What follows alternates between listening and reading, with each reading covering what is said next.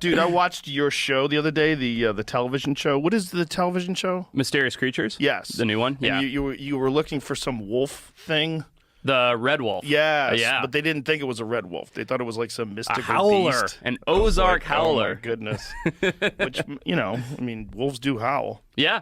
No, that was an interesting story. If you look at the timeline from when this cryptid, this howler popped up, it's right when the red wolf was starting to plummet in its numbers. And as soon as wolves plummet, they call to each other, right? They howl. Ah, that makes sense. So it's like, oh, we're hearing this thing and the spooky thing that we've seen running around the woods. And it's like, well, yeah, it's wolves trying to find each other. And it happened to also overlap with when moonshining was like a big deal. So they perpetuated the rumor of the howler to keep people out of the woods. Right. So it like checked all these boxes to like make up this animal. Is there any cryptid that you find compelling? Just I think we talked about it before, the Megatherium, the giant ground sloth in Peru. Yeah. That's the only one. I mean, depends what you define as cryptid, right? Like, I'm not a Bigfoot guy or a Loch Ness monster, but thylacine could be considered a cryptid, right? Yeah, because it was alive. We do have video footage of it, and there's been a bunch of sightings. Yes, but now you have all these Bigfoot-esque people, right? All these sort of tinfoil hat guys who are like, it's here, I've seen it, or whatever. And so it's like started to fade into this cryptid realm. And I still think that in Papua New Guinea, there could be an extant population. Why in Papua New Guinea? So they used to range, we got right into this. This is great, by the way. So they used to range from PNG, from New Guinea, all the way down to Tasmania.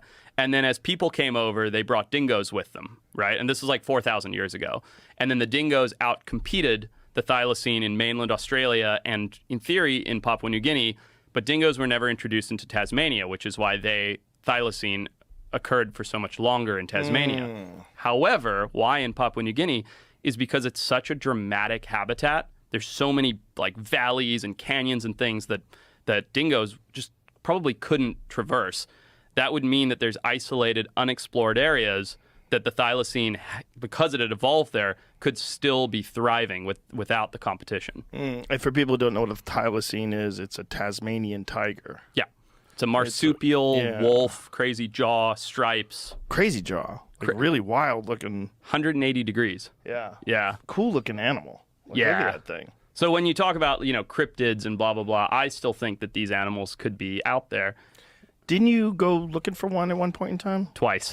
Twice. Yeah. And did you have any sightings or any, at least, amongst the people that you were around, or any credible reports? No. Nothing? Well, reports, yes. I mean, there's a guy named Nick Mooney who is like an incredible, that's Benjamin, the last living thylacine in the zoo in Hobart, Tasmania.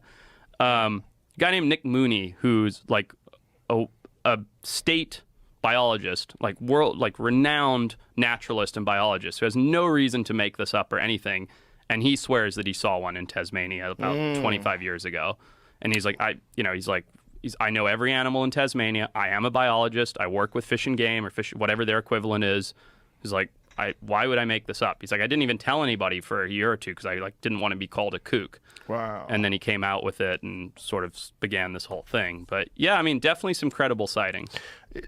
How would one even do a survey of those areas? If you're talking about like rainforests and tropical jungles and just dense wooded areas, how would one even find what's in there? And for the most part, unexplored, too, especially when it comes to PNG and Western Papua.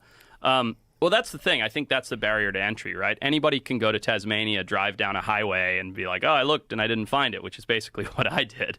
But to get into those places that they could be extant requires helicopter support, refuels, tons of local ground support, like local hunters and tribal people that know the land. And so it's a big, expensive operation to try and get into these places. And then, that's just getting in.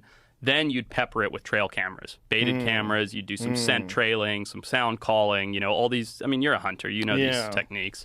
Well, it's interesting because we know that mountain lions are real, but most people don't ever see a mountain lion. Right. And a lot of people that live in like these heavily wooded areas don't see mountain lions. Yeah.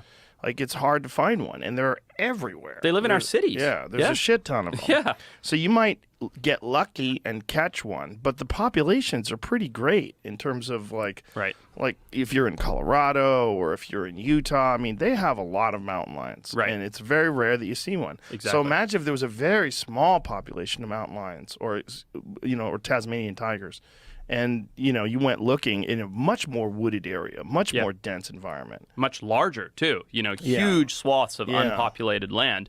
And if they were intelligent and cryptic like a mountain lion, which they probably were because they were at the top of the food chain, they know and they choose not to be seen. Like P-22, right? The mountain lion that lived in L.A. We have a big photo of him out here. The one with the Hollywood sign? Yeah, it's a great picture. I just love that